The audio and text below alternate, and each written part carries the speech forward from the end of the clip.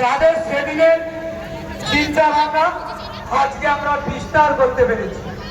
তারা যদি এই মেলা না তৈরি করত, সেই গোদার মাঠে অখিল ভাই বলে গেলেন, অখিলদা বলে গেলেন, আমরাও জানি সেই গোদার মাঠে বড় বড় তখন এইসব ট্রাই ছিল না। তা সেদিনের কথা কিন্তু আজকে আমাদেরকে স্মরণ করতে হবে, বলতে হবে। আর এই যে আমাদের শরীর সুভাষ মাইতি, আমাদের জেঠুমশাই, তিনি এই মেলা সারাদিন পরিচালনা করত, তার অক্লান্ত প্রচেষ্টা ছিল। এখন